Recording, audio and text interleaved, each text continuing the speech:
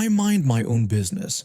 In Asia, I was taught to think about the collective good rather than just individual wants. This stayed with me, especially when wearing masks became normal. Though mask mandates have been lifted where I live, about 50–60% of people still wear them in public. It's part of our culture now, not political or controversial. That's why I was surprised when a stranger commented on mine. I live in a 6-story apartment complex with my husband. Recently, management changed their policies so deliveries can't come to our doors anymore. We have to pick up packages from the lobby. This day, I wasn't feeling well. I had a cold and had been coughing since morning. My husband was in worse shape, bedridden for 2 days with flu symptoms, fever, cough, and chills.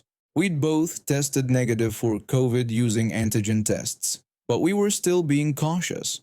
I had just gone to the lobby to pick up medicine I'd ordered for us, and I was wearing my mask while waiting for the elevator. That's when this man approached me. I'd never seen him before.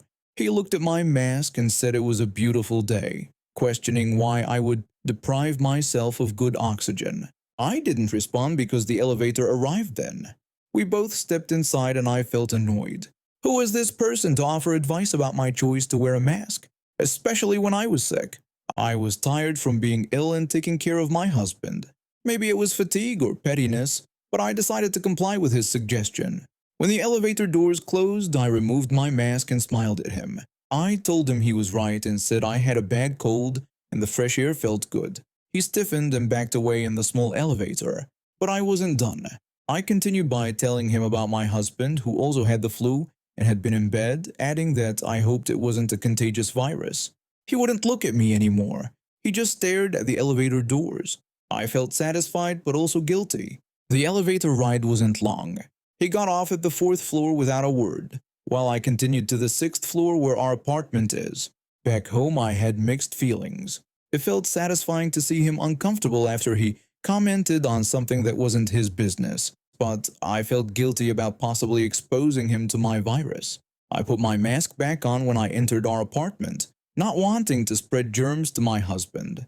As I gave him his medicine, I told him about what happened.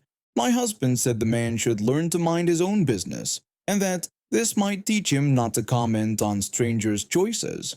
I told my husband I was worried the man might get sick because of me. My husband said I wouldn't have taken off my mask if the stranger hadn't suggested it. He added that the man chose to get into an elevator with someone wearing a mask during flu season. I knew he was right, but the guilt stayed.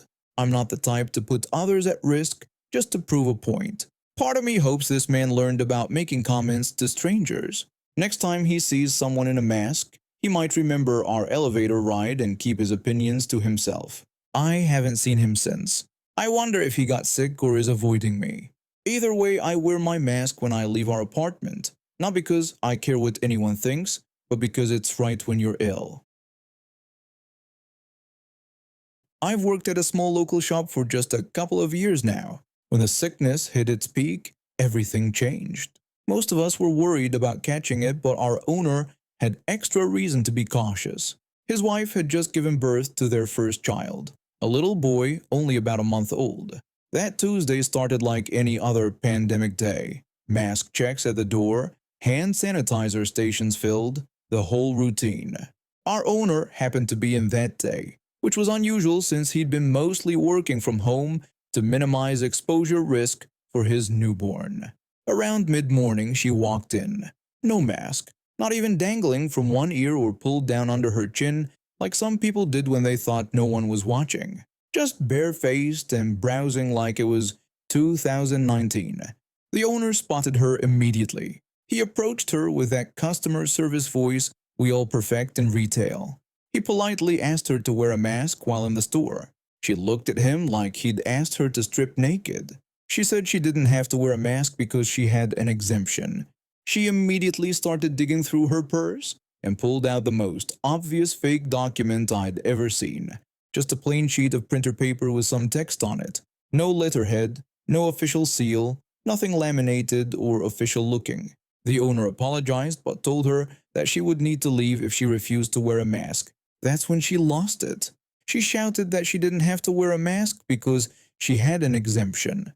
Her voice got louder as she waved the paper in his face. I should explain that where we live, the law says masks are mandatory, and you can get fined for not wearing one.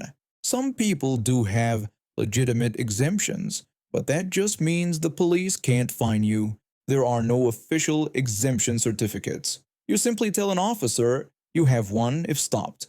More importantly, private businesses can refuse service to anyone for any reason. Our owner didn't even acknowledge her pathetic printout. He explained that, as a private business, they had the right to refuse service. He mentioned his newborn son at home, who was only a month old, and pointed out that even with an exemption, she could still spread the virus. She angrily accused him of discrimination and claimed he couldn't refuse her service. The owner patiently clarified that he wasn't discriminating against any protected class. He was simply asking all customers without masks to leave, regardless of why they weren't wearing one. They went back and forth a few more times before she finally stormed out, muttering threats about lawsuits and bad reviews. That afternoon, our phone rang. I answered it, completely unprepared for what followed. I gave our standard greeting.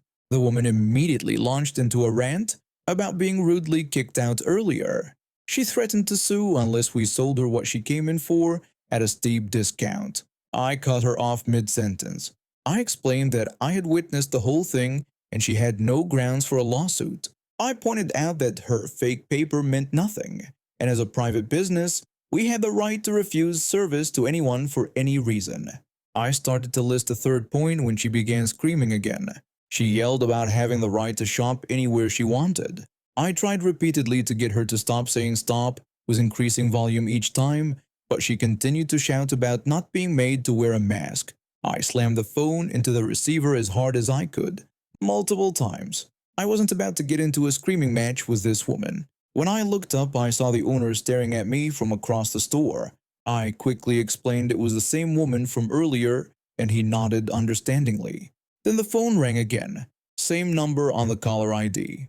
I answered and asked if she was ready to calm down. She called me extremely rude and demanded to speak with the manager. I told her that I was the manager.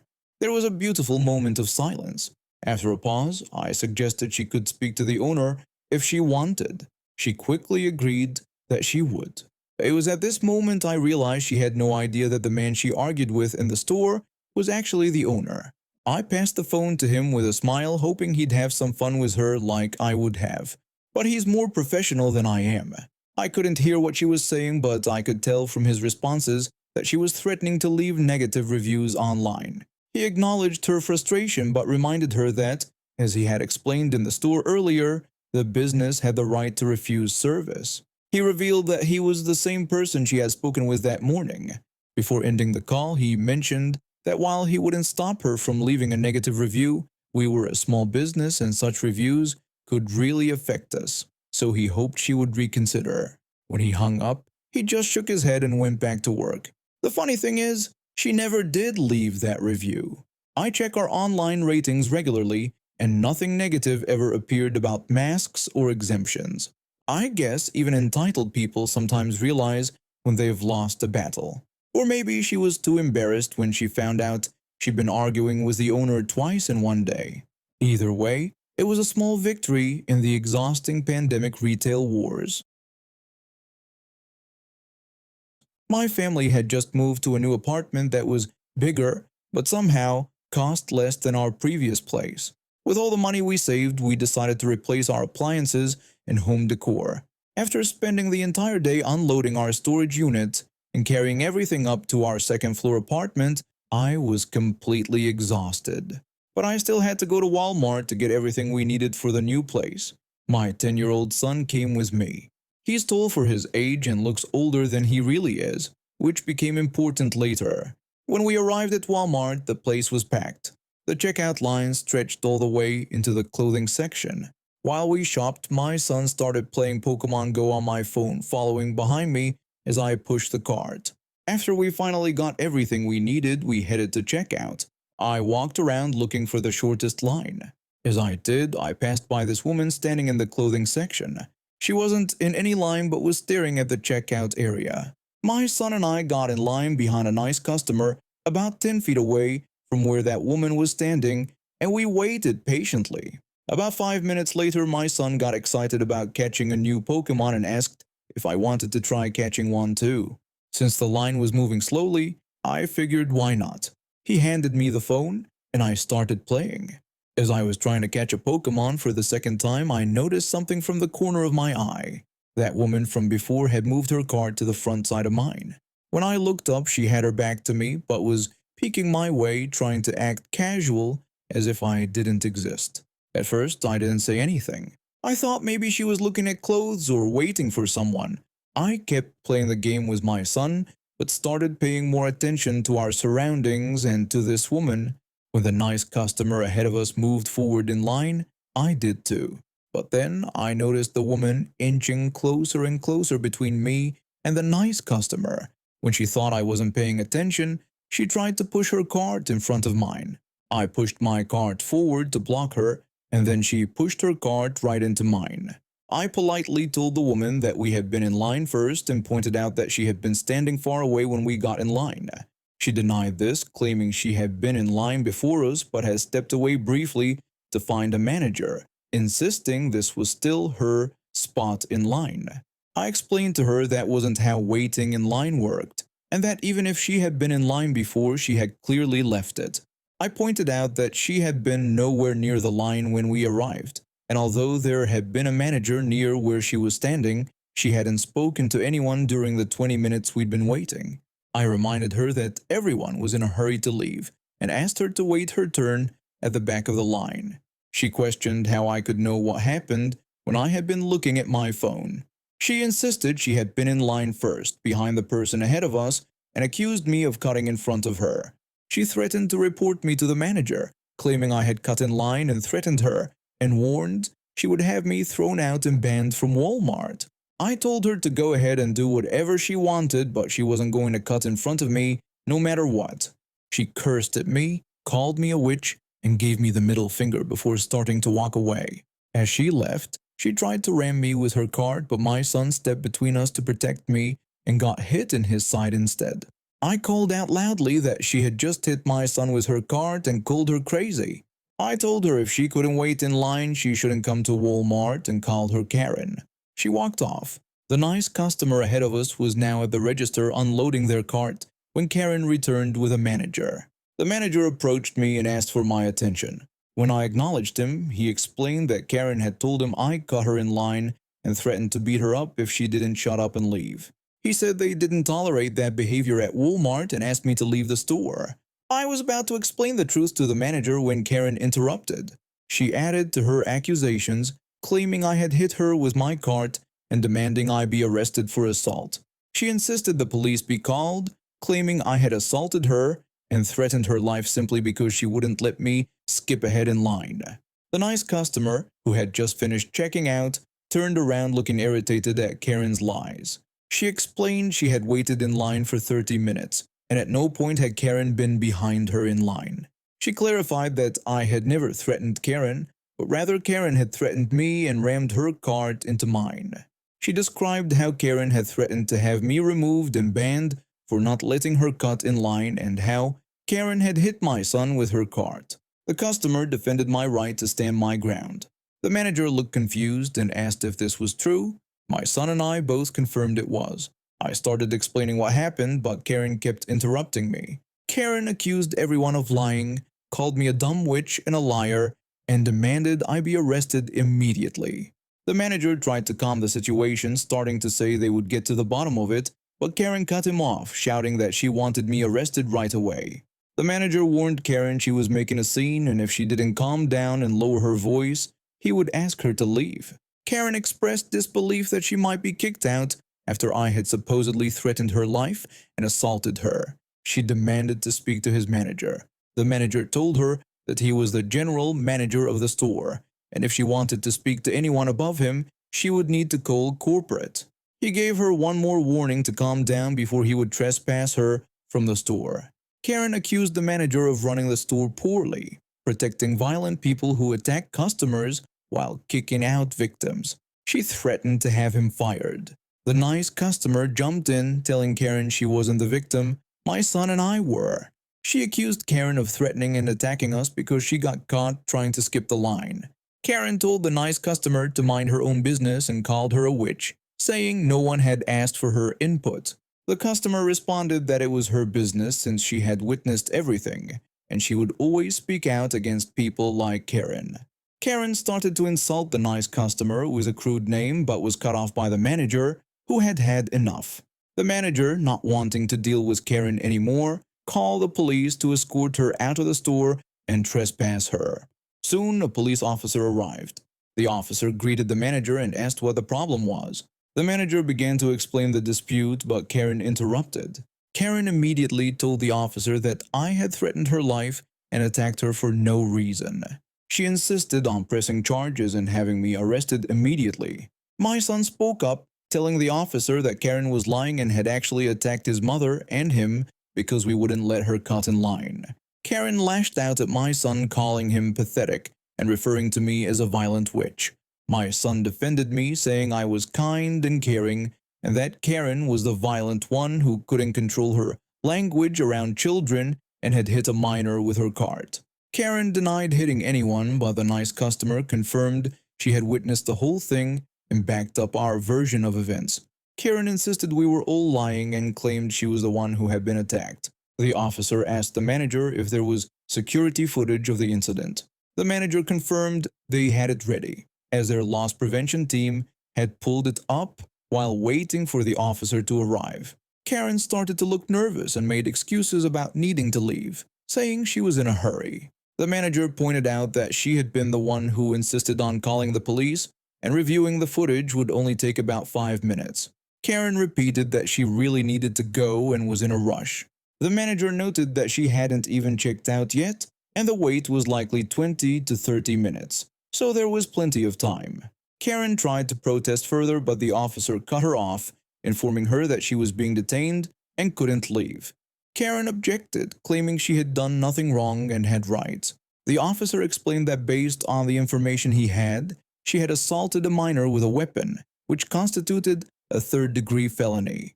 Karen tried to argue again, but the officer shut her down, telling her there would be no more arguments and she needed to sit quietly while they reviewed the video. 10 minutes later, Karen was arrested for assault of a minor in the third degree, reckless endangerment of a child, disturbing the peace, and she was trespassed from all Walmart stores. As she was escorted out of the store in handcuffs, she continued yelling that she had never hit a minor. The officer reminded her that my son was only 10 years old, and she had assaulted him with her cart. He suggested she exercise her right to remain silent, as everyone had had enough of her foul language. The officer took statements from everyone and then took Karen away. The manager apologized for our experience and gave my son and me a $50 gift card each. If convicted, Karen could face 5 years in prison, a fine of $10,000, or both. Update 1. Yesterday I got a visit from Child Protective Services. They came to take pictures of the bruising on my son's side, which were light bruises. Today I got a call from the state prosecutor's assistant. Between the visit and the call, I now have more insight into what's happening. Karen was already being investigated by CPS prior to our encounter. She hasn't really been a good mother to her children. From what I understand, they couldn't tell me much, but the prosecutor is changing her charge from aggravated assault to aggravated battery. Honestly, my son and I are ready to move on from this. Update 2. Sorry it took me so long to update. Karen was convicted of aggravated battery and was sentenced to 21 months in prison, followed by 6 months of probation and 100 hours of community service. I'm just very glad it's all finally over, and we no longer have to give it any more thought. We are ready to finally move on from this unpleasant experience. This all started during the early days of the pandemic lockdown, when everything was strict and scary.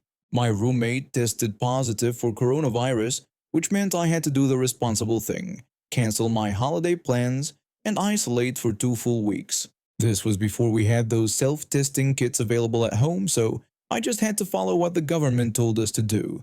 Those 14 days were absolutely miserable. Not only was I stuck inside my flat, but it was freezing cold outside. The temperatures dropped so low that weird things started happening. like the adhesive on my parking permit failing. One cold night, it simply detached from my windscreen and fell into the footwell of my van. I didn't notice since I wasn't driving anywhere. When my isolation finally ended, I walked out to my van feeling that sweet sense of freedom. But what did I find? A parking ticket slapped on my windscreen from the previous night. I was furious. My van hadn't moved in 2 whole weeks. The same parking attendant had walked past it every single day and suddenly decided to ticket me just because they couldn't see my permit. The fine was £75. I immediately called the parking company to sort this out. I explained to the customer service representative that I just found a parking ticket on my van despite having a valid monthly permit. I told them it had fallen off my windscreen during the cold weather. They asked for my permit details to check their system. After I gave them all my information, they confirmed what I already knew, that my £25 monthly permit was fully paid and up to date. They acknowledged they had all my vehicle details in their system. When I asked if they could cancel the ticket, they refused. They insisted that the rules on their signs were very clear. If you don't display a valid permit, you will receive a fine, no exceptions. I tried to explain about my coronavirus isolation and how the permit fell off during the freezing weather. I pointed out that their company knew I had paid, but they just repeated that I must display my permit at all times. I refused to accept this answer. I escalated the call, spoke to managers, wrote emails, and even threatened to contact consumer protection groups. But they wouldn't budge. Their system was apparently designed to be completely inflexible. Due to my stubbornness and their late payment penalties, the fine eventually grew to nearly £200, which I had to pay. I was sitting at home still seething about the whole situation when a thought suddenly hit me. If they weren't checking their system and only looking for a physical permit in the windscreen, why was I even paying for it monthly? The next day, I called them up. I told the customer service agent that I wanted to cancel my monthly parking permit. When they asked why I was canceling, I simply said it was for personal reasons and that I didn't need it anymore. They processed my cancellation without any issues. But here's the clever part. I kept the old physical permit. It was still in my van, faded but visible. That was about 21 months ago. The permit is now so bleached from sitting in the sun that you can barely make out the details on it. But it still looks like a valid permit to any parking attendant walking by. They just see a piece of paper in my windscreen that looks official enough. Meanwhile, I've saved £25 every month for almost 2 years now. That's over £500 I've kept in my pocket. The same parking attendant who gave me that unfair ticket now walks past my van daily and sees what appears to be a valid permit. It turns out their strict no exceptions policy works both ways. They don't check their system when issuing tickets, and they apparently don't check it when looking at permits either. Their rigid adherence to the rules ended up costing them far more than if they'd just been reasonable with me in the first place.